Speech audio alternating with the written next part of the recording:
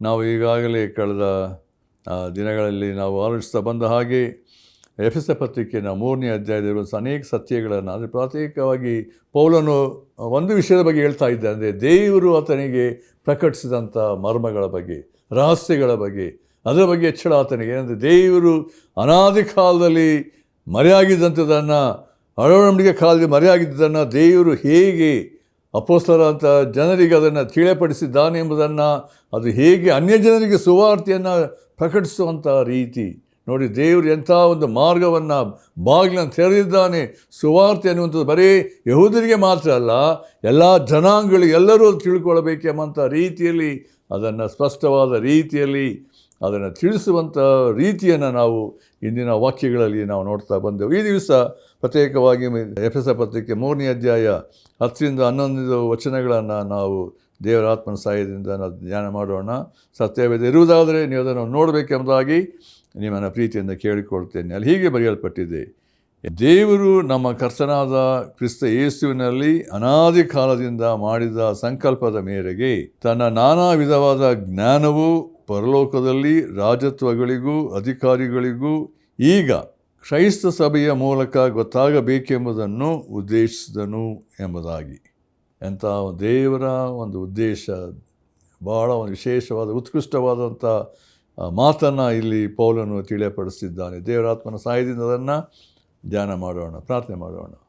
ನಮ್ಮ ಪ್ರೀತಿಯುಳ್ಳ ತಂದೆಯ ದೇವರೇ, ಸೇವಕನಾದಂಥ ಭಕ್ತನಾದ ಪೌಲನಿಗೆ ತಿಳಿಯಪಡಿಸಿದಂಥ ಸಂಗತಿಗಳು, ಸತ್ಯಗಳನ್ನು, ಆ ಮರ್ಮಗಳ ಬಗ್ಗೆ ತಿಳಿಸುವಾಗ ದೇವರೇ, ನಾವು ನಿಮಗೆಷ್ಟೋ ಕೃತಜ್ಞತೆಯಿಂದ ಆರಾಧಿಸ್ತೇವಪ್ಪ. ಈ ದಿನಗಳಲ್ಲಿ ನಿನ್ನ ಜೀವಳ ವಾಕ್ಯಗಳು ನಮಗೆ ಕೊಟ್ಟಿರುವಾಗ, ಇವುಗಳನ್ನು ಓದಿ ಧ್ಯಾನಿಸುವಾಗ ಸತ್ಯಗಳನ್ನು ತಿಳ್ಕೊಂಡು ನಾವು ನಿಮಗೆ ನಂಬಿಗಸ್ತರಾಗಿ ಕರ್ತನೆ, ನಾವು ಪೌಲನು ತಿಳಿಸ ಪ್ರಕಟಣೆಗಳನ್ನು ಇತರಿಗೂ ತಿಳಿಸುವಂಥ ಸ್ಥಿತಿಯಲ್ಲಿ ಅನೇಕರನ್ನು ಆ ಸುವಾರ್ತೆ ಮೂಲಕವಾಗಿ ಬಗ್ಗೆ ನಡೆಸುವಂತೆ ನಿನ್ನ ದಿವ್ಯವಾದ ಸೇವೆಯಲ್ಲಿ ನಮ್ಮನ್ನು ಉಪಯೋಗಿಸು. ಯಾರು ಈ ಕಾರ್ಯಕ್ರಮ ಕೇಳ್ತಿದ್ದಾರೆ, ಒಬ್ಬರು ಹೃದಯಗಳಲ್ಲಿ ಕಾರ್ಯ ಮಾಡು. ನಮ್ಮ ಸ್ಥಿತಿ ಏನೇ ಇರ್ಬೋದು ಕರ್ತನೆ, ಅದೆಲ್ಲವನ್ನು ಮಾರ್ಪಡಿಸುವಂಥ ಕರ್ತನೆ, ನಿನ್ನ ಸುವಾರ್ತೆಯ ಆ ಒಂದು ಕರ್ತನೆ ಶಕ್ತಿ, ಬಲ, ಸಾಮರ್ಥ್ಯತೆ ನಮ್ಮ ಜೀವಿತಗಳನ್ನು ಬದಲಾಯಿಸಿ ನಾವು ಕರ್ತನೆ ನಿನಗೆ ಪ್ರತಿಷ್ಠಿಸಿಕೊಳ್ಳುವಾಗ ನಿನ್ನ ಸೇವೆಯಲ್ಲಿ ನಮ್ಮನ್ನು ಯಾವ ರೀತಿ ಉಪಯೋಗಿಸ್ತೀವಿ ಎಂಬುದನ್ನು ನೀನು ದೃಢಪಡಿಸಿದ್ದಿ. ನಿನ್ನ ಕೃಪೆಗೆ ಬಾಧ್ಯಸ್ಥರಾಗುವಂತೆ ಒಬ್ಬೊಬ್ಬರನ್ನು ನೀನು ರೂಪಿಸಬೇಕೆಂದು ಯೇಸು ಕ್ರಿಸ್ತನ ಹೆಸರಿನಲ್ಲಿ ಬೇಡ್ತೇವೆ ತಂದೆಯೇ, ಆಮೇನ್. ಪ್ರಿಯರೇ, ಪೌಲನ ಒಂದು ಈ ಬರೆದಂಥ ಈ ಪತ್ರಿಕೆಯಲ್ಲಿ ಆಳವ ಸತ್ಯಗಳನ್ನು ನಾವು ಆಲೋಚನೆ ಮಾಡಬೇಕಾದರೆ, ದೇವರೇ ಇಂಥ ಹಿರಿಯನಾಗಿದ್ದಂಥ ನನಗೆ ಯಾವ ಗಣನೆಗೆ ಬಾರದವನಾಗಿಂತ ನನ್ನನ್ನು ಎಷ್ಟ ಮಟ್ಟಿಗೆ ಪ್ರೀತಿಸಿ ಈ ಕೃಪೆಯನ್ನು ನನ್ನ ಪಾಲಿಗೆ ಕೊಟ್ಟಿದ್ದೀಯಲ್ಲ. ದೇವರ ಆ ಒಂದು ಸುವಾರ್ತೆ ನನ್ನ ಜೀವಿತವನ್ನು ಬದಲಾಯಿಸಿದ್ದರೆ ನಾವು ದೇವರಿಗೆ ಎಷ್ಟೋ ಸ್ತೋತ್ರ ಸಲ್ಲಿಸ್ತೇವೆ. ಅದರಿಂದ ದೇವರ ಚಿತ್ತಕ್ಕೆ ನಾವು ಒಳಪಡುವುದಾದರೆ ದೇವರು ನಮ್ಮ ಮೂಲಕ ತನ್ನ ಕಾರ್ಯವನ್ನು ಸಾಧಿಸುವಂಥ ರೀತಿ ಅದು ಭಾಳ ವಿಶೇಷವಾದ ಎಂಬುದಾಗಿ ನಾವು ನೋಡ್ತೇವೆ. ಆದ್ದರಿಂದ ದೇವರ ಕಾರ್ಯಗಳನ್ನು, ಅಂದರೆ ದೇವರು ಯಾವ ರೀತಿಯಲ್ಲಿ ತನ್ನನ್ನು ಪ್ರಕಟಿಸಿಕೊಳ್ತಾನೆ, ಇಲ್ಲಿ ನಾವು ಈ ಓದಂಥ ಭಾಗದಲ್ಲಿ 2 ಪ್ರಾಮುಖ್ಯ ಸತ್ಯಗಳನ್ನು ನಾವು ನೋಡಲಿಕ್ಕಿದ್ದೇವೆ. ಆ ವಾಕ್ಯಗಳು ನೋಡಬೇಕಾದ್ರೆ ದೇವರು ನನಗೆ ಪ್ರಕಟಿಸಿದ್ದಾನೆ ಎಂಬುದಾಗಿ ನಾವು ಯಥಾರ್ಥವಾಗಿ ಕರ್ತನ ಮುಂದೆ ತಿಳ್ಕೊಳ್ಳುವಾಗ ದೇವರ ಅನಾದಿ ಕಾಲದ ಯೋಜನೆ ನಾನು ಇದ್ದೇನೋ, ಅದರಲ್ಲಿ ನಾನು ಸೇರಿದ್ದೇನೋ ಎಂಬ ರೀತಿಯಲ್ಲಿ ನಾವು ಅದಕ್ಕೆ ಒಳಪಡಿಸಿಕೊಳ್ಳುವ ಸತ್ಯವನ್ನು ತಿಳ್ಕೊಳ್ಳುವಾಗ ನಮ್ಮ ಆತ್ಮೀಯ ಕಣ್ಣುಗಳು ತೆರೆಯಲ್ಪಡ್ತದೆ ಎಂಬುದಾಗಿ ನಾನು ನೋಡ್ತೇನೆ. ಮೊದಲನೇ ವಿಷಯ ನೋಡ್ರಿ, ಇಲ್ಲಿ ನಾವು 10 ಮತ್ತು 11 ವಿಷಯ ನೋಡಬೇಕಾದ್ರೆ 2 ಸತ್ಯಗಳನ್ನು ನೋಡ್ತೇವೆ. ಮೊದಲನೇದಾಗಿ, ದೇವರು ನಮ್ಮ ಕರ್ತನಾದ ಯೇಸು ಕ್ರಿಸ್ತನಲ್ಲಿ ಅನಾದಿ ಕಾಲದಿಂದ ಮಾಡಿದಂಥ ಒಂದು ಸಂಕಲ್ಪ, ದೇವರ ಯೋಜನೆ ಅದು, ಯೇಸು ಕ್ರಿಸ್ತನಲ್ಲಿ ಮಾಡಿದ ಯೋಜನೆ ಏನೆಂಬುದಾಗಿ. ಎರಡನೇ ವಿಷಯ, ದೇವರು ತನ್ನ ನಾನಾ ವಿಧವಾದ ಜ್ಞಾನವು ಪರಲೋಕದಲ್ಲಿ ರಾಜತ್ವಗಳಿಗೂ ಅಧಿಕಾರಿಗಳಿಗೂ ಕ್ರೈಸ್ತ ಸಭೆಯ ಮೂಲಕ ಗೊತ್ತಾಗಬೇಕೆಂದು ಉದ್ದೇಶಿಸಿದನು. ಎಂಥ ಒಂದು ವಿಶೇಷ ಸಂಗತಿ. ಈ ಭಾಗವನ್ನು, ವಾಕ್ಯವನ್ನು ಓದಬೇಕಾದ್ರೆ ಇಲ್ಲಿ ಪೌಲನು ಎಂಥ ಒಂದು ಆಲೋಚನೆಯನ್ನು ತಂದಿದ್ದಾನೆ ಎಂಬುದಾಗಿ ನಾವು ನೋಡ್ತೇವೆ. ನಾನು ಮೊದಲನೇದಾಗಿ ನೋಡಬೇಕಾದ್ರೆ, ಸಮಯ ಹೆಚ್ಚಿಲ್ಲದಿರುವಂಥ ಸಂಕ್ಷಿಪ್ತವಾಗಿ ಹೇಳಕ್ಕೆ ಇಷ್ಟಪಡ್ತೇನೆ. ದೇವರು ಆದಿಯಲ್ಲಿಯೇ ಮಾಡಿಕೊಂಡಂಥ ಸಂಕಲ್ಪ ಏನಂತ ಹೇಳಿದ್ರೆ, ದೇವರು ತನ್ನ ಮಗನಾದ ಯೇಸು ಕ್ರಿಸ್ತನ ಹೇಗೆ ನೆರವೇರಿಸಿದ್ದಾನೆ ಎಂಬುದನ್ನು ಪೌಲನು ತನ್ನ ಮರ್ಮವನ್ನು ತಿಳಿಸ್ತಾ ಇದ್ದಾನೆ ಎಂಬುದಾಗಿ ನಾವು ನೋಡ್ತೇವೆ. ಅದೇ ಒಂದು ಪ್ರಶ್ನೆ ಬರ್ತದೆ, ದೇವರು ಏನಂತ ಹೇಳಿದ್ರೆ ದೇವರು ಯೇಸು ಕ್ರಿಸ್ತನಲ್ಲಿ ಮಾಡಿದ ಸಂಕಲ್ಪಗಳು ಯಾವುದು ಎಂಬುದಾಗಿ. ದೇವರು ತಾನೇನು ಆದಿ ಅಂತ್ಯವಾಗಿದೆ ಎಂಬುದನ್ನು ತನ್ನ ವಾಕ್ಯದಲ್ಲಿ ಪ್ರಕಟಿಸಿಕೊಂಡಿದ್ದಾನೆ. ದೇವರ ಅಪಾರವಾದ ಜ್ಞಾನ ಆಲೋಚನೆಗಳು ಮನುಷ್ಯನ ಬುದ್ಧಿಗೆ ನಿಲುಕುವುದಿಲ್ಲ. ಆದರೆ ದೇವರು ತನ್ನ ವಾಕ್ಯದ ಮೂಲಕ, ತನ್ನ ಅಪೊಸ್ತಲರ ಮೂಲಕವಾಗಿ, ಸೇವಕರ ಮೂಲಕವಾಗಿ ದೇವರು ತಿಳಿಯಪಡಿಸಿದ ಸಂಗತಿಗಳು ಏನಂತ ಹೇಳಿದ್ರೆ, ಅನಾದಿ ಕಾಲದಲ್ಲಿ ದೇವರು ತನ್ನ ಮಗನ ಮೂಲಕವಾಗಿ ಸಂಕಲ್ಪಿಸಿದಂಥ ಸಂಗತಿಗಳ ಬಗ್ಗೆ ನಾವು ಹಳೆ ಒಡಂಬಡಿಕೆ ಕಾಲದಲ್ಲಿ ಮೆಸ್ಸಿಯನು ಬರ್ತಾನೆ ಎಂಬ ಸಂಗತಿಗಳು ತಿಳಿಸಿದ್ದಾನೆ. ಅದು ಹೇಗೆ ಅದು ಹೊಸ ಒಡಂಬಡಿಕೆ ನೆರವೇರಿದೆ ಎಂಬುದನ್ನು ಪ್ರತಿ ಕಾರ್ಯಗಳನ್ನು ತಿಳಿಸುವಾಗ ದೇವರ ಅತಿಶಯವಾದಂಥ ಜ್ಞಾನ ತಿಳುವಳಿಕೆ ನಾವು ಉಂಟಾಗುವಾಗ ದೇವರಿಗೆ ಎಷ್ಟೋ ನಾವು ತೋರಿಸಲು ಸಾಧ್ಯತೆ ಉಂಟು. ಆದ್ದರಿಂದ ಇಲ್ಲಿ ದೇವರು ಯೇಸು ಕ್ರಿಸ್ತನಲ್ಲಿ ಮಾಡಿದ ಸಂಕಲ್ಪಗಳು ಯಾವುದು, ಅಲ್ಲಿ ನಾವು ಅದನ್ನು ಆಲೋಚನೆ ಮಾಡಬೇಕಾದ್ರೆ ದೇವರು ತಾನು ಆಗಿದ್ದಾನೆ. ಮೊದಲನೇ ವಿಷಯ ನೋಡಬೇಕಾದ್ರೆ ದೇವರು ತಾನು ಯಾರಾಗಿದ್ದೇನೆ ಎಂಬುದನ್ನು ದೇವರು ತನ್ನ ಮಗನಾದ ಯೇಸು ಕ್ರಿಸ್ತನ ಮೂಲಕ ಅದನ್ನು ಏನಾದರೂ ಸ್ಪಷ್ಟಪಡಿಸಿ ತನ್ನ ಒಬ್ಬನೆಯ ಮಗನನ್ನು ಲೋಕಕ್ಕೆ ಕಳಿಸಿಕೊಡೋದ್ರ ಮೂಲಕವಾಗಿ ತನ್ನ ವ್ಯಕ್ತಿತ್ವ ಆತ ಯೇಸು ಕ್ರಿಸ್ತನಲ್ಲಿ ನಾವು ನೋಡುವಾಗ ದೇವರ ಸಂಪೂರ್ಣತೆ ಆವರಿಸಲ್ಪಟ್ಟಿದೆ. ಅದನ್ನು ಅರ್ಥ ಮಾಡಿಕೊಳ್ಬೇಕಾದ್ರೆ ನಾವು ಯೋಹಾನ ಸುವಾರ್ತೆ ನೋಡಬೇಕಾದ್ರೆ ಅಲ್ಲಿ ನಾವು ಪ್ರತ್ಯೇಕವಾಗಿ ಯೋಹಾನ ಸುವಾರ್ತೆಯನ್ನು 15ನೇ ಅಧ್ಯಾಯ 14ನೇ ಅಧ್ಯಾಯ ಕಾಣಿಸ್ತಾ ನೋಡುವಾಗ ಫಿಲಿಪ್ಪನ ಬಂದು ಕೇಳ್ತಾನೆ, ಸ್ವಾಮಿ ನಮಗೆ ತಂದೆಯನ್ನು ತೋರಿಸ್ಬಿಟ್ಟು ಅಷ್ಟೇ ಸಾಕು ಅಂತ ಹೇಳ್ತಾನೆ. ನೋಡಿ ಆ ವಾಕ್ಯವನ್ನು ನಾನು ಓದಬೇಕಾದ್ರೆ ನಮ್ಗೆ ಗೊತ್ತಾಗ್ತದೆ. ಅಲ್ಲಿ 8ನೇ ವಚನದಲ್ಲಿ ಯೋಹಾನ 8, ಫಿಲಿಪ್ಪನು ಸ್ವಾಮಿ ನಮಗೆ ತಂದೆಯನ್ನು ತೋರಿಸು, ನಮ್ಗೆ ಅಷ್ಟೇ ಸಾಕು ಅಂತನು. ಯೇಸು ಅವನಿಗೆ, ಫಿಲಿಪ್ಪನೇ, ನಾನು ಇಷ್ಟು ದಿವಸ ನಿಮ್ಮ ಸಂಗಡ ಇದ್ದರೂ ನೀನು ಇನ್ನೂ ನನ್ನನ್ನು ಅರಿತುಕೊಳ್ಳಲಿಲ್ಲವೇ? ಮುಂದೆ ಯೇಸು ಕ್ರಿಸ್ತ ಹೇಳಿದ ಮಾತು, ನನ್ನನ್ನು ನೋಡಿದವನು ತಂದೆಯನ್ನು ನೋಡಿದ್ದಾನೆ. ನಮಗೆ ತಂದೆಯನ್ನು ತೋರಿಸಿ ಎಂದು ನೀನು ಹೇಳುವುದು ಹೇಗೆ? ನಾನು ತಂದೆಯಲ್ಲಿದ್ದೇನೆ, ತಂದೆಯು ನನ್ನಲ್ಲಿದ್ದಾನೆ ಎಂದು ನೀನು ನಂಬುವುದಿಲ್ಲವೋ? ಅಲ್ಲಿ ಮುಂದಿನ ವಾಕ್ಯಗಳನ್ನು ನೋಡುವಾಗ ಇನ್ನೂ ಹೆಚ್ಚಿನ ಸತ್ಯಗಳನ್ನು ತಿಳಿಯಪಡಿಸಿ. ಅಂದರೆ ಇರುವಂಥ ಸತ್ಯ ಏನಂತ ಹೇಳಿದ್ರೆ, ದೇವರ ಅಂದರೆ ದೇವರು ತನ್ನ ಮಗನಾದ ಯೇಸು ಕ್ರಿಸ್ತನನ್ನು ಕಳಿಸ್ಕೊಟ್ಟಂಥ ಉದ್ದೇಶ,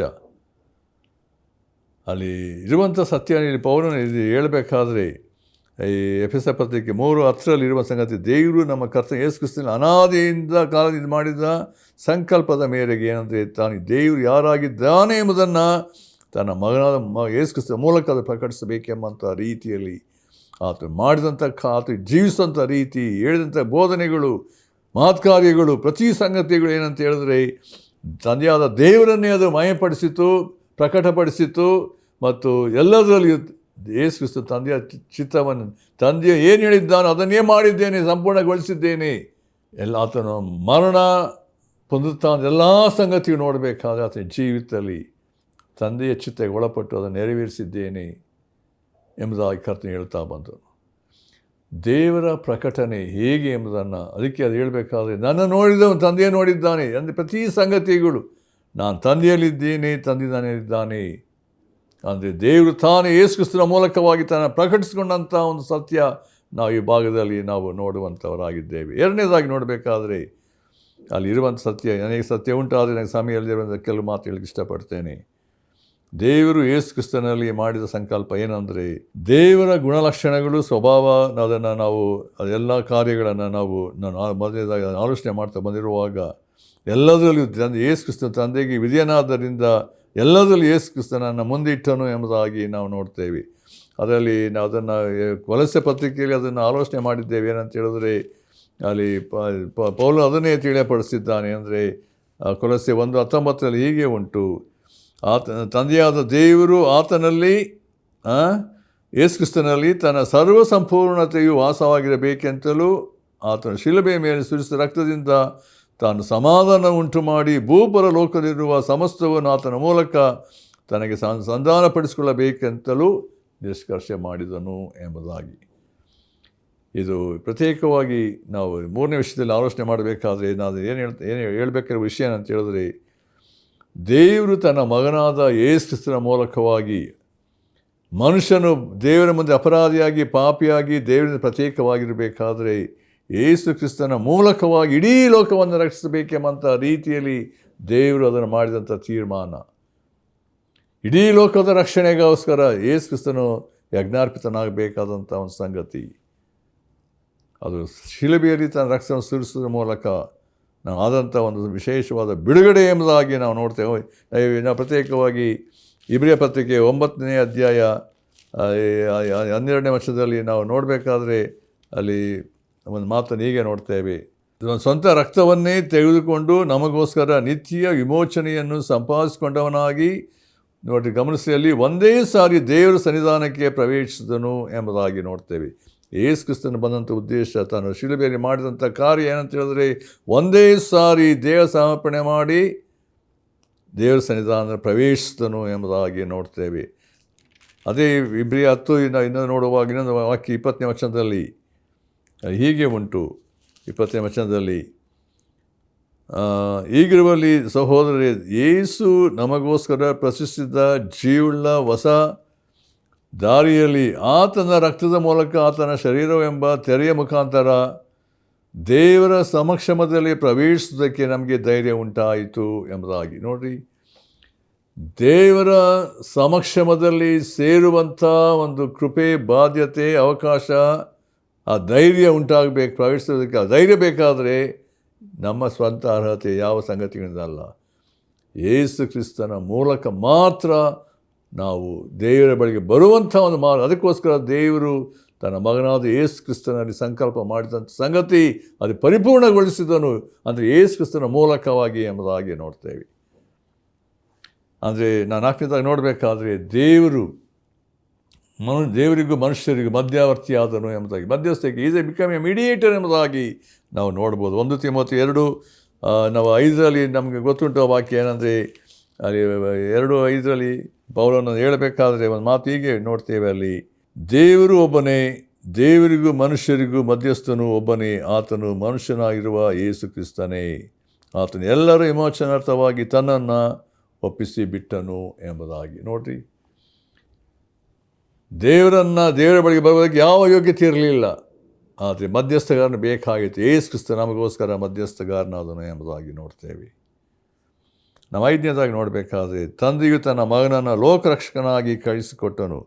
ನಾವು 1 ಯೋಹಾನ 4:14 ಮತ್ತು ಯೋಹಾನ 3:17 ಮತ್ತು 5ನೇ ಅಧ್ಯಾಯ 36-38 ನೋಡಬೇಕಾದ್ರೆ ಯೇಸು ಕ್ರಿಸ್ತನು ನಮಗೆ ಲೋಕರಕ್ಷಕನಾಗಿ ಬಂದಂಥ ರೀತಿಯ ಬಗ್ಗೆ ಹೇಳಲ್ಪಟ್ಟಿದೆ. ಮತ್ತು 6ನೇದಾಗಿ ನೋಡಬೇಕಾದ್ರೆ ಯೇಸು ಕ್ರಿಸ್ತನನ್ನು ತಿಳಿಯುವುದೇ ನಿತ್ಯ ಜೀವ. ಅಂದರೆ ದೇವರು ಮಾಡಿರುವಂಥ ಒಂದು ಕಾರ್ಯ ಏನಂತ ಹೇಳಿದ್ರೆ ಯೇಸು ಕ್ರಿಸ್ತನಲ್ಲಿ ಮಾತ್ರ ನಿತ್ಯ ಜೀವ. ಯೇಸು ಕ್ರಿಸ್ತನು ಹೇಳಿದ ಮಾತು, ನಾನೇ ಮಾರ್ಗ, ನಾನೇ ಸತ್ಯ, ನಾನೇ ಜೀವ, ನನ್ನ ಹೊರತು ಯಾರು ತಂದೆಯ ಬಳಿಗೆ ಬರುವ ಸಾಧ್ಯತೆ ಇಲ್ಲ. ಅಂದರೆ ಯೇಸು ಕ್ರಿಸ್ತನು ಅಂದರೆ ಎಲ್ಲ ರೀತಿಯಲ್ಲಿ ನೋಡಬೇಕಾದ್ರೆ ಮನುಷ್ಯರಿಗೆ ಅಂದರೆ ದೇವರ ಬಳಿಗೆ ಬರುವುದಕ್ಕೆ ದೇವರು ಮಾರ್ಗ ಮಾಡಿದಂಥ ಒಂದು ಸಂಗತಿ. ದೇವರ ಪ್ರೀತಿ ಎಷ್ಟು ವಿಶೇಷವಾದ್ದು. ಅದಕ್ಕೋಸ್ಕರ ಯೋಹಾನ ಸುವಾರ್ತೆ 3:16 ನಮ್ಗೆ ಗೊತ್ತುಂಟು ವಾಕ್ಯ ಏನಂದರೆ, ಒಬ್ಬನಾದರೂ ನಾಶವಾಗದೆ ಎಲ್ಲರೂ ನಿತ್ಯ ಜೀವ ಪಡ್ಕೊಳ್ಳಬೇಕೆಂದು ಆತನು ಕೊಟ್ಟನು. ದೇವರ ಪ್ರೀತಿ ಅಂದರೆ ನಿತ್ಯ ಜೀವ ಸಿಗುವಂಥ ಯೇಸು ಕ್ರಿಸ್ತನಲ್ಲಿ. ಅದಕ್ಕೋಸ್ಕರ ಆತನು ಎಷ್ಟರ ಮಟ್ಟಿಗೆ ದೇವರ ಪ್ರೀತಿ ಯೇಸು ಕ್ರಿಸ್ತನಲ್ಲಿ ವ್ಯಕ್ತವಾಗಿ ಲೋಕಕ್ಕೆ ಬಂದನು ಎಂಬುದನ್ನು ಅಲ್ಲಿ ವಾಕ್ಯ ನೋಡ್ತದೆ.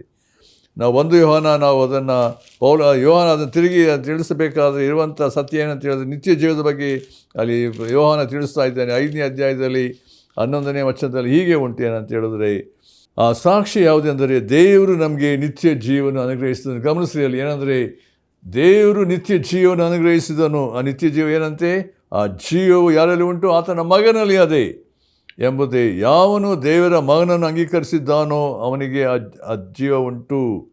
ಯಾವನು ದೇವರ ಮಗನನ್ನು ಅಂಗೀಕರಿಸಲಿಲ್ಲವೋ ಅವನಿಗೆ ಜೀವವಿಲ್ಲ. ಸ್ಪಷ್ಟವಾದ ರೀತಿಯಲ್ಲಿ ದೇವರ ಸಂಕಲ್ಪ ಯೇಸು ಕ್ರಿಸ್ತನಲ್ಲಿಯೇ ನಿತ್ಯ ಜೀವ, ಯೇಸು ಕ್ರಿಸ್ತನ ಹೆಸರಿನಲ್ಲಿಯೇ ನಿತ್ಯ ಜೀವ, ಬೇರೆ ಯಾವ ಹೆಸರಿಂದ ಇಲ್ಲವೇ ಇಲ್ಲ, ಯಾವ ಮಾರ್ಗದಲ್ಲಿ ಇಲ್ಲ ಎಂಬುದಾಗಿ ಸ್ಪಷ್ಟವಾದ ರೀತಿಯಲ್ಲಿ ತಿಳಿಸುವಂಥ ಸಂಗತಿಯನ್ನು ನೋಡ್ತೇವೆ. ಅದರಿಂದ ಇಲ್ಲಿ ಯೋಹಾನ 5:20 ನಾವು ಇನ್ನೊಂದು ಮಾತನ್ನು ನೋಡ್ತೇವೆ. ದೇವರ ಮಗನು ಬಂದು ನಾವು ಸತ್ಯವಾಗಿರುವ ಆತನನ್ನು ಅರಿತುಕೊಳ್ಳುವ ಹಾಗೆ ನಮಗೆ ವಿವೇಕವನ್ನು ಕೊಟ್ಟಿದ್ದಾನೆಂಬುದು ನಮಗೆ ಗೊತ್ತದೆ ಮತ್ತು ನಾವು ದೇವರ ಮಗನಾದ ಯೇಸು ಕ್ರಿಸ್ತನಲ್ಲಿ ಇರುವವರಾಗಿ ಸತ್ಯವಾಗಿರುವ ಆತನಲ್ಲಿ ಇದ್ದೇವೆ. ಗಮನಿಸಿ ಮಾತನು, ಆತನು ಸತ್ಯ ದೇವರು ನಿತ್ಯ ಜೀವವಾಗಿದ್ದಾನೆ. ಇಲ್ಲಿ ಯೋಹಾನ ಪ್ರತ್ಯೇಕವಾಗಿ ಈ ಯೋಹಾನ ಪತ್ರಿಕೆ ಮೊದಲನೇ 5ನೇ ಅಧ್ಯಾಯ ಕೊನೆಯ ಭಾಗದಲ್ಲಿ ಬರೆಯುವಾಗ ಯೇಸು ಕ್ರಿಸ್ತನು ಯಾರಾಗಿದ್ದಾನೆ ಎಂಬುದನ್ನು ಅಲ್ಲಿ ತಿಳಿಸುವಾಗ ಆ ಸತ್ಯ ದೇವರು ನಿತ್ಯ ಜೀವವಾಗಿದ್ದಾನೆ ಎಂಬುದನ್ನು ಅಲ್ಲಿ ತಿಳಿಯಪಡಿಸಿದ್ದಾನೆ. ಪ್ರಿಯರೇ, ಈ ಯೇಸು ಕ್ರಿಸ್ತನ ಒಂದು ಇಲ್ಲಿ ಪೌಲನು ತಿಳಿಸುವ ಸಂಗತಿ, ದೇವರು ಯೇಸು ಕ್ರಿಸ್ತನಲ್ಲಿ ಮಾಡಿದಂಥ ಸಂಕಲ್ಪದ ಬಗ್ಗೆ ಅಲ್ಲಿ ತಿಳಿಸುವಂಥ ರೀತಿಯಲ್ಲಿ ನಾವು ನೋಡುವಾಗ ಅಲ್ಲಿ ಅನೇಕ ಸಂಗತಿಗಳು ಉಂಟು. 7ನೇದಾಗಿ ನೋಡಬೇಕಾದ್ರೆ ದೇವರು ಮಾಡಿದಂಥ ತೀರ್ಮಾನ ಅಂದರೆ ಸೈತಾನನ ತಲೆಯನ್ನು ಜಜ್ಜುವುದಕ್ಕೋಸ್ಕರ, ಸೈತಾನ ಕಾರ್ಯಗಳನ್ನು ಲಯ ಮಾಡೋದಕ್ಕೋಸ್ಕರ ಆತನ ಬಂದನು ಎಂಬುದನ್ನು ನಾವು ನೋಡ್ತೇವೆ. ಆದಿಕಾಂಡ 3:15 ನೋಡುವಾಗ ಮೊದಲನೆಯ ವಾಗ್ದಾನ ಅಂತ ಹೇಳಿದ್ರೆ ಸೈತಾನನು ವಂಚಿಸಿದಂಥ ರೀತಿಯಲ್ಲಿ ಸೈತಾನಿಗೆ ಬರಬೇಕಾದ ದಂಡನೆಯನ್ನು, ತೀರ್ಪನ್ನು ದೇವರು ತಂದಂಥ ರೀತಿಯಲ್ಲಿ ನೋಡಬೇಕಾದ್ರೆ ಅಲ್ಲಿ ಹೇಳಿದಂಥ ಮಾತು, ಈಕೆಯ ಸಂತಾನವು ನೀನು ತಲೆಯನ್ನು ಜಜ್ಜುವುದು. ಅಲ್ಲಿ ಮೊದಲನೆಯ ಪ್ರವಾದ ಹೇಗೆ ದೇವರು ಹೇಳಿದಂಥ ರೀತಿ, ಯೇಸು ಕ್ರಿಸ್ತನ ಶಿಲುಬೆಯಲ್ಲಿ ತಂದೆಗೆ ವಿಧಿಯನಾದ್ದರಿಂದ ಶಿಲುಬೆಯಲ್ಲಿ ಸೈತಾನ ಜಜ್ಜಿದ್ದಾನೆ, ಸತ್ತು ಉಣಲ್ಪಟ್ಟು ಜೀವದಿಂದ ಬಂದಾಗ ಮರಣದ ಕೊಂಡಿಯನ್ನು ನೀಗಿಸಿದ್ದಾನೆ, ಪಾಪಕ್ಕೆ ಬರಬೇಕಾದ ಸಂಬಳವನ್ನು ತೀರಿಸಿದ್ದಾನೆ ಎಂಬುದನ್ನು ನಾವು ನೋಡ್ತೇವೆ. ಅಂದರೆ ದೇವರ ಸಂಕಲ್ಪದಲ್ಲಿ ಯೇಸು ಕ್ರಿಸ್ತನ ಬರಬೇಕಾದ ಉದ್ದೇಶ ಸೈತಾನನ ಕಾರ್ಯಗಳನ್ನು ಲಯ ಮಾಡೋದಕ್ಕೋಸ್ಕರ ಎಂಬುದಾಗಿ ನೋಡ್ತೇವೆ. ಅದು ನಾವು ಅನೇಕ ಭಾಗದಲ್ಲಿ ನೋಡ್ಬೋದು, ನನಗೆ ಸಮಯ ಇಲ್ಲ. ಅಲ್ಲಿ 1 ಯೋಹಾನ 3:8 ನೋಡ್ತೇವೆ. ಇಬ್ರಿಯ ಪತ್ರಿಕೆ 2:14-15 ನೋಡುವಾಗ ಅಲ್ಲಿ ವಾಕ್ಯವನ್ನು ಓದುವಾಗ ನಮಗೆ ಗೊತ್ತಾಗ್ತದೆ. ಇಬ್ರಿಯ ಪತ್ರಿಕೆ ಅಲ್ಲಿ ಯೇಸು ಕ್ರಿಸ್ತನ ಮೂಲಕ ಆದಂಥ ಕಾರ್ಯ ಏನೆಂಬುದಾಗಿ 15ನೇ ವಚನದಲ್ಲಿ ಹೀಗೆ ನೋಡ್ತೇವೆ. 14 ಹೀಗೆ ಉಂಟು, ತನ್ನ ಮರಣದಿಂದಲೇ, ಗಮನಿಸಿಯಲ್ಲಿ ಮರಣಾಧಿಕಾರಿಯನೆಂದರೆ ಸೈತಾನನ್ನು ಅಡಗಿಸಿ ಬಿಡುವುದಕ್ಕೂ ಮರಣ ಭಯದ ದೆಸೆಯಿಂದ ತಮ್ಮ ಜೀವಮಾನದಲ್ಲೆಲ್ಲ ದಾಸತ್ವದಲ್ಲಿದ್ದವರನ್ನು ಬಿಡಿಸುವುದಕ್ಕೂ ಅವರಂತೆಯೇ ರಕ್ತ ಮಾಂಸಧಾರಿಯಾದನು. ಯೇಸು ಕ್ರಿಸ್ತನು ಬಂದಂಥ ಉದ್ದೇಶ ಅಂದರೆ ಅಲ್ಲಿ ದೇವರ ಸಂಕಲ್ಪದಲ್ಲಿ ಈ ದೇವರು ತನ್ನ ಮಗನ ಯೇಸು ಕ್ರಿಸ್ತನ ಮೂಲಕವಾಗಿ ಮಾಡಬೇಕಾಗಿದ್ದಂಥ ಕಾರ್ಯದ ಬಗ್ಗೆ ಇಲ್ಲಿ ಪೌಲನು ಹೇಳಬೇಕಾದ ಆಲೋಚನೆ ಮಾಡಬೇಕಾದ್ರೆ ಸೈತಾನ ತಲೆಯನ್ನು ಜಜ್ಜಿದ್ದಾನೆ. ಮತ್ತು 8ನೇದಾಗಿ ನೋಡುವಾಗ ಯೇಸು ಕ್ರಿಸ್ತನನ್ನು ಸಭೆಗೆ ಶಿರಸ್ಸಾಗಿ ಮಾಡಿದ್ದಾನೆ. ಇದು ದೇವರ ಸಂಕಲ್ಪದಲ್ಲಿ ಇದ್ದಂಥ ಸಂಗತಿ ಎಂಬುದಾಗಿ ಎಫೆಸ ಪತ್ರಿಕೆ 1:22 ಅದನ್ನು ನೋಡ್ತೀವಿ. ಬೇರೆ ಬೇರೆ ಭಾಗದಲ್ಲಿ ಅದನ್ನು ಆಲೋಚನೆ ಮಾಡುವಾಗ ಅದಕ್ಕೆ ಗೊತ್ತಾಗ್ತದೆ. ಮತ್ತು 9ನೇದಾಗಿ ದೇವರ ಸಂಕಲ್ಪದಲ್ಲಿ ದೇವರು ಮಾಡಿದಂಥ ಆಲೋಚನೆ ಅಂತ ಹೇಳಿದ್ರೆ ಯೇಸು ಕ್ರಿಸ್ತನ ಹೆಸರನ್ನು ಹೇಳಿಕೊಂಡು ಪ್ರತಿಯೊಂದು ಮೊಣಕಾಲು ಊರಲ್ಪಡ್ತದೆ, ಪ್ರತಿಯೊಂದು ನಾಲಿಗೆ ಆತನ ಒಡೆಯನೆ ಎಂಬುದಾಗಿ ಹೇಳಿ ತಂದೆಯಾದ ದೇವರಿಗೆ ಘನ ಸಲ್ಲಿಸ್ತಾರೆ ಎಂಬುದಾಗಿ ದೇವರ ವಾಕ್ಯ ಹೇಳ್ತದೆ. ಫಿಲಿಪ್ಪಿ ಪತ್ರಿಕೆ ನಾವು ಅದನ್ನು ಓದುವಾಗ 2ನೇ ಅಧ್ಯಾಯ 10ನೇ ವಚನದಲ್ಲಿ ನೋಡ್ತೇವೆ. ದೇವರು ಮಾಡಿರುವಂಥ ಕಾರ್ಯ, ದೇವರ ಚಿತ್ತವನ್ನು ನೆರವೇರಿಸಿ ದೇವರನ್ನು ಮಯಪಡಿಸಿದ್ದರಿಂದ ದೇವರ ಉದ್ದೇಶ, ದೇವರ ಆಲೋಚನೆ ನೋಡಬೇಕಾದ್ರೆ ದೇವರು ತಾನು ಪ್ರಕಟಿಸಿಕೊಂಡಂಥ ಸಂಗತಿ ಯೇಸು ಕ್ರಿಸ್ತನ ಮಧ್ಯವರ್ತಿ ಆಗಿರಬೇಕಾದ್ರೆ ಒಂದು ದಿನ ಬರ್ತದೆ ಪ್ರಿಯರೇ, ಪ್ರತಿಯೊಂದು ಮೊಣಕಾಲುಗಳು ಊರಲ್ಪಡ್ತದೆ. ಸೈತಾನ ಕೂಡ, ಎಲ್ಲರೂ ಈ ಲೋಕದ ಯಾರು ತಪ್ಪಿಸ್ಕೊಳ್ಳೋ ಸಾಧ್ಯತೆ ಇಲ್ಲ. ಈ ದಿನಗಳ ಅನೇಕ ಸುವಾರ್ತೆಯನ್ನು ತಿರಸ್ಕರಿಸ್ತಾರೆ, ನಿರಾಕರಿಸ್ತಾರೆ. ಆದರೆ ಒಂದು ದಿನ ಬರ್ತದೆ ಯೇಸು ಕ್ರಿಸ್ತನ ಧ್ವನಿ ಕೇಳುವಾಗ, ಯೇಸು ಕ್ರಿಸ್ತನ ಮಹಿಮೆಯನ್ನು ಬರುವಾಗ ಪ್ರತಿಯೊಬ್ಬರು ಆತನಿಗೆ ಅಡ್ಡ ಬಿದ್ದು ಆರಾಧನೆ ಸಲ್ಲಿಸುವಂಥ ಒಂದು ಸಂಗತಿ. ಕೊನೆಯದಾಗಿ ಅಲ್ಲಿರುವಂಥ 10ನೇ ಸಂಗತಿ ನನಗೆ ಸಮಯ ಇಲ್ಲ ಹೇಳುವುದಕ್ಕೆ. ಆದರೆ ದೇವರ ಸಂಕಲ್ಪ ಏನಂದರೆ ಯೇಸು ಕ್ರಿಸ್ತನು ತನ್ನೆಲ್ಲ ಮಕ್ಕಳೊಂದಿಗೆ ಈ ಭೂಲೋಕದಲ್ಲಿ 1000 ವರ್ಷ ಆಳ್ವಿಕೆ ಮಾಡಲಿಕ್ಕಿದ್ದಾನೆ. ಆತ ಮಹಿಮೆಯೊಡನೆ ಬರುವವನಾಗಿದ್ದಾನೆ. ಈ ಭೂಲೋಕದಲ್ಲಿ 1000 ವರ್ಷದ ಆಳ್ವಿಕೆ ಉಂಟು. ದೇವರು ತನ್ನ ಮಗನಿಗೆ ಕೊಟ್ಟಿರುವಂಥ ಕಾರ್ಯ ಜವಾಬ್ದಾರಿ ಏನಂದರೆ 1000 ವರ್ಷದ ಆಳ್ವಿಕೆ ನಾವು ಪ್ರತ್ಯೇಕವಾಗಿ ಪ್ರಕಟಣೆಯಲ್ಲಿ ನಾವು ನೋಡ್ತೇವೆ. ನಾವು ಎರಡನೇದಾಗಿ ಕೊನೆಯದಾಗಿ ನೋಡಬೇಕಾಗಿರುವ ಸಂಗತಿ ಏನಂದರೆ ದೇವರು ತನ್ನ ನಾನಾ ವಿಧವಾದ ಜ್ಞಾನವು ಪರಲೋಕದಲ್ಲಿ ರಾಜತ್ವಗಳಿಗೂ ಅಧಿಕಾರಿಗಳಿಗೂ ಈಗ ಕ್ರೈಸ್ತ ಸಭೆಯ ಮೂಲಕ ಗೊತ್ತಾಗಬೇಕೆಂಬುದನ್ನು ಉದ್ದೇಶಿಸಿದ್ದಾನೆ ಎಂಬುದಾಗಿ. ಇದು ಭಾಳ ಪ್ರಾಮುಖ್ಯ ಸಂಗತಿ. ಇದು ಒಡಂಬಡಿಕೆಯಲ್ಲಿ ಇಲ್ಲದೇ ಇದ್ದಂಥ ಸಂಗತಿಗಳು. ದೇವರ ಉದ್ದೇಶ ಅನಾದಿ ಕಾಲದಲ್ಲಿದ್ದ ಸಂಗತಿ ಅಂದರೆ ಸಭೆ ವಿಷಯವಾಗಿ ನೋಡಬೇಕಾದ್ರೆ ಅದು ಮರ್ಮವಾಗಿತ್ತು ಎಂಬುದಾಗಿ ನೋಡ್ತೇವೆ. ದೇವರು ತನ್ನ ಮಗನಾದ ಯೇಸು ಕ್ರಿಸ್ತನ ಮೂಲಕವಾಗಿ ಮಾಡಿದಂಥ ಸಂಕಲ್ಪದಲ್ಲಿ ಸಭೆ ಅಂತ ಹೇಳಬೇಕಾದ್ರೆ ಅದು ಯೇಸು ಕ್ರಿಸ್ತನ ಅದು ಶಿರಸ್ಸಾಗಿದೆ, ತನ್ನ ಒಡೆತನವನ್ನು ಸ್ಥಾಪಿಸಿದ್ದಾನೆ ಎಂಬುದಾಗಿ ನಾವು ನೋಡ್ತೇವೆ. ದೇವರ ದೃಷ್ಟಿಯಲ್ಲಿ ಸಭೆ ಏನಾಗಿದೆ, ಇದರ ಶ್ರೇಷ್ಠತೆ ಏನೆಂಬುದನ್ನು ನಾವು ಪ್ರತ್ಯೇಕವಾಗಿ ದೇವರ ವಾಕ್ಯದ ಅನೇಕ ಭಾಗದಲ್ಲಿ ನಾವು ನೋಡ್ಬೋದು. ಅದರಿಂದ ಇದು ದೇವರ ವಾಕ್ಯದ ಒಂದು ಸಂಗತಿ ಏನಂತ ಹೇಳಿದ್ರೆ, ದೇವರು ತನ್ನ ಆತ್ಮನ ಮೂಲಕವಾಗಿ ಯೇಸು ಕ್ರಿಸ್ತನನ್ನು ಘನಪಡಿಸಿ ಆತನನ್ನು ಮಹಿಮೆಪಡಿಸಿರುವಂಥ ರೀತಿ ನೋಡುವಾಗ ಆ ಸುವಾರ್ತೆಯ ಮೂಲಕ ಅನೇಕರು ಪಂಚಾಶತಮ ದಿವಸ ಆದ ಸಂಗತಿ. ಸಭೆ ಸ್ಥಾಪನೆ ಆದಾಗ 3,000 ಜನರು ಸೇರಿ ಬಂದರು, ಒಟ್ಟಾಗಿ ಕರ್ತನ ಆರಾಧಿಸೋದ್ರಲ್ಲಿ, ಕರ್ತನ ಘನಪಡಿಸೋದ್ರಲ್ಲಿ ಎಂಬುದಾಗಿ ನಾವು ನೋಡ್ತೇವೆ. ಅದರಲ್ಲಿ ಇರುವಂಥ ಸತ್ಯ ಅಂದರೆ ಯೇಸು ಕ್ರಿಸ್ತನು ರಕ್ತದ ಮೂಲಕ ಸಂಪಾದಿಸಿಕೊಂಡಂಥ ಸಭೆ, ಸ್ವರಕ್ತದಿಂದ ಸಂಪಾದಿಸಿಕೊಂಡಂಥ ಸಭೆ ಎಂಬುದಾಗಿ ನಾವು ನೋಡ್ತೇವೆ ದೇವರ ವಾಕ್ಯದಲ್ಲಿ. ಅಲ್ಲಿರುವಂಥ ಸತ್ಯ ಅಂತ ಹೇಳಿದ್ರೆ ದೇವರ ಅನಾದಿಕಾಲ ಯೋಜನೆಯಲ್ಲಿ ಅಂದರೆ ಈ ಕ್ರೈಸ್ತ ಸಭೆಯ ಮೂಲಕವಾಗಿ ಏನಂತ ಹೇಳಿದ್ರೆ ದೇವರ ಜ್ಞಾನ ತಿಳುವಳಿಕೆ ಯಾರಿಗೆ? ರಾಜತ್ವಗಳಿಗೂ ಅಧಿಕಾರಿಗಳಿಗೂ ಗೊತ್ತಾಗಬೇಕೆನ್ನುವಂಥದ್ದು ದೇವರ ಒಂದು ಉದ್ದೇಶವಾಗಿದೆ ಎಂಬುದನ್ನು ತಿಳಿಯಪಡಿಸಿದ್ದಾನೆ. ಪೇತ್ರ ಬರೀತಿದ್ದಾನೆ 1 ಪೇತ್ರ 1:12 ದೇವದೂತರಿಗೂ ಈ ಸಂಗತಿಗಳನ್ನು ಲಕ್ಷ್ಯವಿಟ್ಟು ನೋಡಬೇಕೆಂಬ ಅಪೇಕ್ಷೆ ಉಂಟು.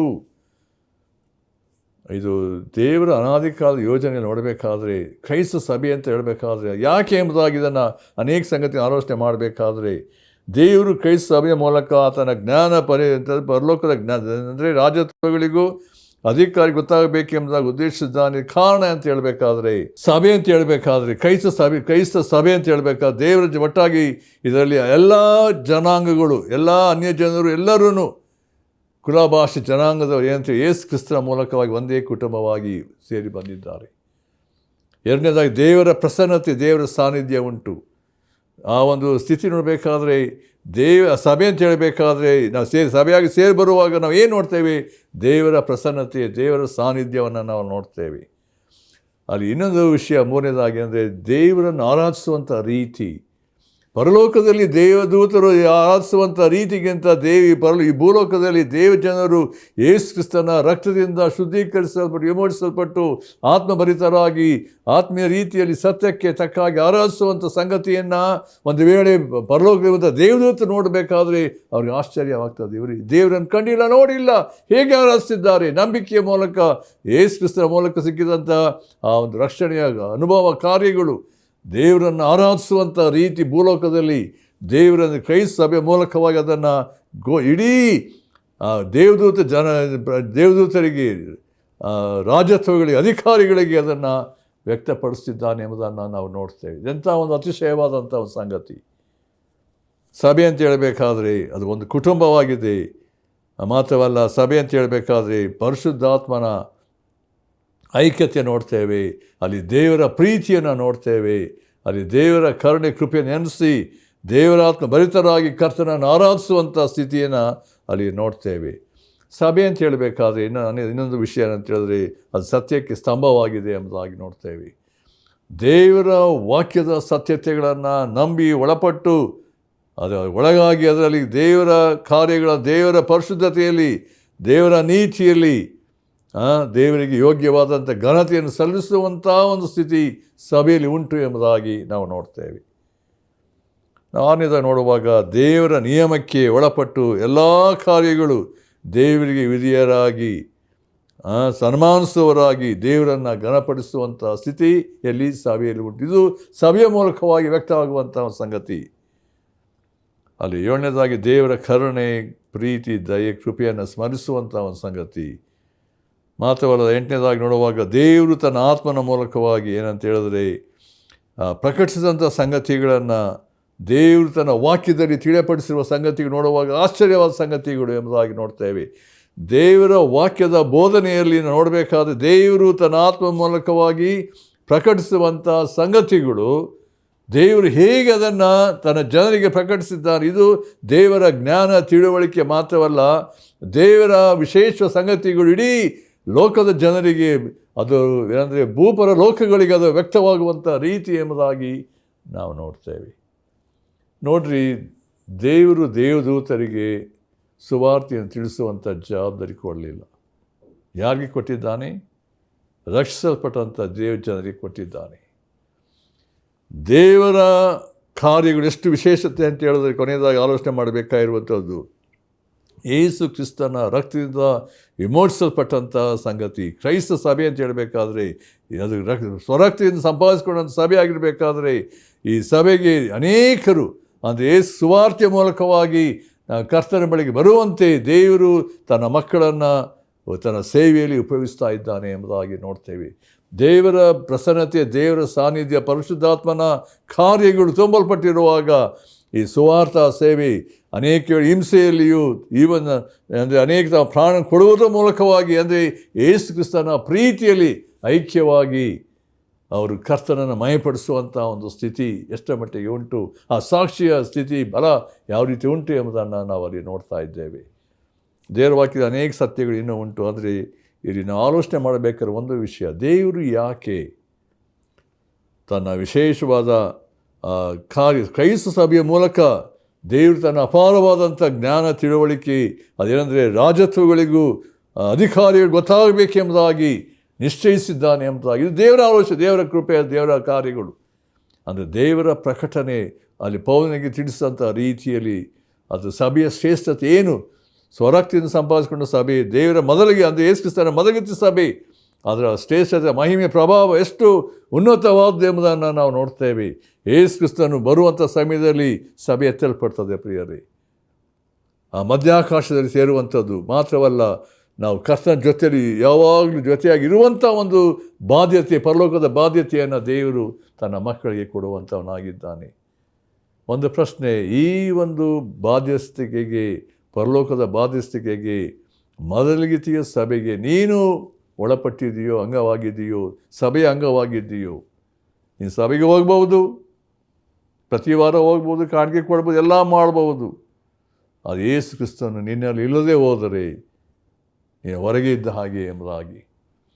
ಯಾರ್ಯಾರು ಯೇಸು ಕ್ರಿಸ್ತನನ್ನು ತಮ್ಮ ಹೃದಯಗಳು ಸ್ವೀಕಾರ ಮಾಡ್ತಾರೋ, ಅಂಗೀಕರಿಸ್ತಾರೋ, ಯೇಸು ಕ್ರಿಸ್ತ ಅಂದರೆ ದೇವರು ತನ್ನ ಮಗನಾದ ಯೇಸು ಕ್ರಿಸ್ತನನ್ನು ನಮ್ಮ ಪಾಪದ ಬಿಡುಗಡೆಗಾಗಿ ಯಜ್ಞವಾಗಿ ಸ್ಥಾಪಿಸಿಕೊಂಡ ರೀತಿಯಲ್ಲಿ ಆ ಯೇಸುವನ್ನು ಯಾರ್ಯಾರು ನಂಬಿಕೆ ಮೂಲಕವಾಗಿ ಹೃದಯಗಳು ಸ್ವೀಕರಿಸುವಂಥವರಿಗೆ ಆ ಪರಲೋಕದ ಬಾಧ್ಯತೆ ಉಂಟು ಪ್ರಿಯರೇ. ಅದಕ್ಕಾಗಿ ದೇವರು ನಮ್ಮನ್ನು ಕರೆದಿರುವಾಗ ಈ ಒಂದು ಸಂದರ್ಭವನ್ನು, ದೇವರು ಕೊಟ್ಟಂಥ ಸಮಯವನ್ನು, ಇದೇ ರಕ್ಷಣೆಯ ದಿನ, ಇದೇ ಹಸಿರು ಪ್ರಸನ್ನತೆಯ ಕಾಲ, ಅನೇಕ ಇದನ್ನು ತಿರಸ್ಕರಿಸಿದ್ದಾರೆ. ಆದರೆ ಇದೇ ರಕ್ಷಣೆಯ ದಿವಸ ಅಂತ ಹೇಳಬೇಕಾದ್ರೆ ತಮ್ಮನ್ನು ತಗ್ಗಿಸಿಕೊಂಡವರಾಗಿ ಯೇಸು ಕ್ರಿಸ್ತನ ಬರುವಾಗ ದೇವರು ನಮ್ಮ ಮೂಲಕ ಅಸಾಧ್ಯವಾದ ಕಾರ್ಯವನ್ನು ಮಾಡಲಿಕ್ಕಿದ್ದಾನೆ. ದೇವರ ರೀತಿಯಲ್ಲಿ ತನ್ನ ಕೃಪೆಯನ್ನು ನೀಡಿ ನಡೆಸಲಿ. ಆಮೆನ್. ನಮ್ಮ ಪ್ರೀತಿಯುಳ್ಳ ತಂದೆಯ ದೇವರೇ, ಈ ವಾಕ್ಯವನ್ನು ಯಾರು ಕೇಳಿದ್ದಾರೆ, ಯಾರಿನ ರಕ್ಷಣೆ ಹೊಂದಲಿಲ್ಲ, ಹೃದಯಗಳಲ್ಲಿ ಕಾರ್ಯ ಮಾಡು. ಸತ್ಯವನ್ನು ತಿಳಿದು ಆ ಸಭೆಗೆ ಬಾಧ್ಯಸ್ಥರಾಗುವಂತೆ, ಪರಲೋಕದಕ್ಕೆ ಬಾಧ್ಯಸ್ಥರಾಗುವಂತೆ ಕಾರ್ಯ ಮಾಡು. ಯೇಸು ಕ್ರಿಸ್ತನ ಹೆಸರನ್ನು ಬೇಡ್ತೇವೆ ತಂದೆಯೇ. ಆಮೆನ್.